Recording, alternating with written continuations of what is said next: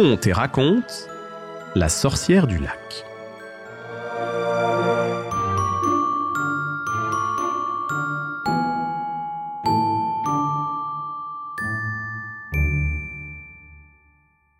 Il était une fois, dans une vallée verdoyante entourée de montagnes, deux jeunes bergers, Tugdual et Guilhem. Chaque matin, ils menaient leur troupeau de moutons sur les collines. Guilhem, aux cheveux châtains, ondulés et aux yeux bleus, était le plus réfléchi des deux. Son regard semblait toujours plongé dans ses pensées. À ses côtés, Tugdual, son petit frère, plus fougueux, avait les cheveux raides et sombres, et ses yeux noisettes brillaient toujours d'une lueur intrépide. Un après-midi, alors qu'ils faisaient paître leurs moutons près du village, ils entendirent un groupe de paysans discuter d'un ton grave, non loin d'eux. Intrigués, les deux frères s'approchèrent, tendant l'oreille. « C'est le 3e enfant cette semaine, » disait un vieux paysan, la voix tremblante. « On ne peut plus les laisser jouer près du lac. C'est trop dangereux. »« Mais que pouvons-nous faire ? La sorcière qui y réside emporte tout, » répondit un second. « Personne n'a jamais réussi à la chasser. » Tugdual et Guilhem échangèrent un regard. Une sorcière ? Des enfants qui disparaissaient ? C'était leur vallée, leur village. Ils ne pouvaient décemment pas rester les bras croisés. Quels enfants ont disparu ? Que se passe-t-il exactement ? Les paysans se tournèrent vers les deux jeunes bergers. Ils les connaissaient très bien après tout. Tugdual et Guilhem étaient jeunes, mais ils avaient déjà prouvé leur courage à plusieurs reprises. 3 enfants du village ont disparu près du lac Noir, expliqua l'un des hommes. On raconte qu'une sorcière vit dans les eaux. Les enfants y vont pour jouer, mais ils ne reviennent jamais. Une sorcière, murmura Guilhem, l'air pensif. Le fait qu'elle vive sous l'eau pourrait expliquer pourquoi personne ne l'a jamais vue. Nous irons voir ce qui s'y passe, annonça Tugdual d'un ton ferme. Nous devons faire quelque chose. Les paysans voulurent les dissuader, mais les deux frères étaient déjà partis, déterminés à affronter cette mystérieuse menace. Le chemin jusqu'au lac était sinueux, et plus ils s'approchaient, plus l'air devenait lourd, comme chargé d'une étrange magie. Lorsqu'ils atteignirent enfin la rive, une étrange sensation les envahit. Le lac, les eaux sombres, tout cela semblait figé sans aucun mouvement.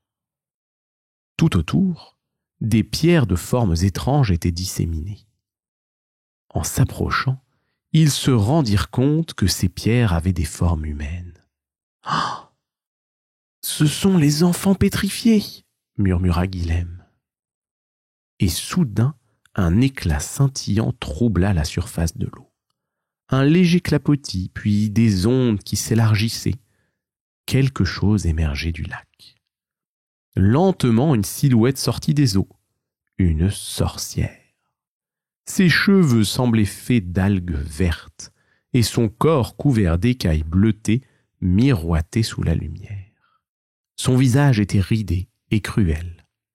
« Bienvenue, jeune berger !» grinça-t-elle d'une voix sifflante. « Vous venez enquêter sur la disparition des enfants ? Ah, ces petits curieux qui s'aventurent trop près de mes eaux. Ils sont si nombreux à avoir voulu jouer ici. » Tugdual se mit en garde, serrant son bâton tel une épée. Mais la sorcière éclata de rire, sa voix résonnant sur la surface du lac. « Je ne suis pas d'humeur à me battre aujourd'hui. Au lieu de cela, je vous propose un jeu. Si vous gagnez, je vous laisserai partir. Mais si vous échouez, vous rejoindrez les autres transformés en pierre. » Guilhem, le cœur battant, se tourna vers Tugdual. C'était risqué, mais refuser serait sans doute pire. Ils acceptèrent le défi. La sorcière plissa les yeux, puis lança d'une voix froide. « Voici ma première énigme. Je suis léger comme une plume, et pourtant personne ne peut me tenir bien longtemps. Qui suis-je » Les deux bergers se regardèrent, perplexes. Puis au bout de quelques instants, Guilhem, toujours si réfléchi, sourit doucement. « Je sais, c'est le souffle, dit-il. Personne ne peut retenir sa respiration bien longtemps, et pourtant le souffle est léger comme l'air. » Un sifflement mécontent s'échappa des lèvres de la sorcière. « Bien joué, mais ne partez pas si vite. Je vous propose un autre défi. Si vous réussissez une seconde énigme, je libérerai tous les enfants pétrifiés ici. Mais si vous échouez, vous serez les prochains. » Tugdual prit une profonde inspiration. « Nous acceptons. » La sorcière sourit, ses écailles brillaient sous les derniers rayons du soleil. « Très bien, voici l'énigme. Je n'ai pas de voix, mais je parle. Je n'ai pas d'aile, mais je voyage. Qui suis-je » Le temps sembla ralentir. Tugdual fronça les sourcils, réfléchissant intensément. Puis il leva les yeux vers les montagnes environnantes, comme pour y chercher une réponse. Puis un cri sortit de sa gorge. « L'écho ! L'écho !» s'exclama-t-il. « Il répète les sons, mais n'a pas de voix. Il voyage à travers les montagnes, mais il n'a pas d'ailes. » Un grondement sourd se fit entendre dans les profondeurs du lac. La sorcière était furieuse, mais elle respecta sa promesse. Les enfants pétrifiés commencèrent lentement à reprendre vie, leurs membres redevenaient de chair et d'os. « Très bien, vous êtes plus malin que je ne le pensais. Mais je vous propose une dernière épreuve, siffla-t-elle. Si vous réussissez cette troisième énigme, je quitterai ce lac pour toujours. Mais si vous échouez, vous resterez ici à tout jamais sous forme de pierre. » Le cœur battant, Guilhem hocha la tête. « L'occasion est trop belle. Nous sommes prêts. » La sorcière plissa les yeux et murmura d'une voix traînante. « Voici la dernière énigme. Je commence la nuit et termine le matin. Qui suis-je » Guilhem et Tugdual se regardèrent. Les battements de leur cœur résonnaient dans le silence du lac. Puis Guilhem, observant le ciel qui s'assombrissait peu à peu, répondit calmement.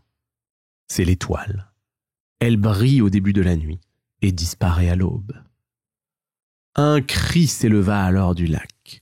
La sorcière, hurlant de rage, se dissout dans l'eau en une vague écumeuse qui se retira aussitôt dans les ténèbres. Elle disparut pour toujours, libérant ainsi le lac de sa malédiction. Les enfants, redevenus eux-mêmes, entourèrent Tugdual et Guilhem, les remerciant de tout cœur. Ensemble, ils retournèrent au village, où ils furent accueillis comme des héros. Les cloches sonnèrent à toute volée, et tous chantèrent les louanges des deux jeunes bergers qui avaient délivré les leurs du mal. Et depuis ce jour, le lac est resté calme, et jamais plus aucun enfant n'y a disparu. Je le sais, j'y allais quand j'étais jeune, et je suis toujours là.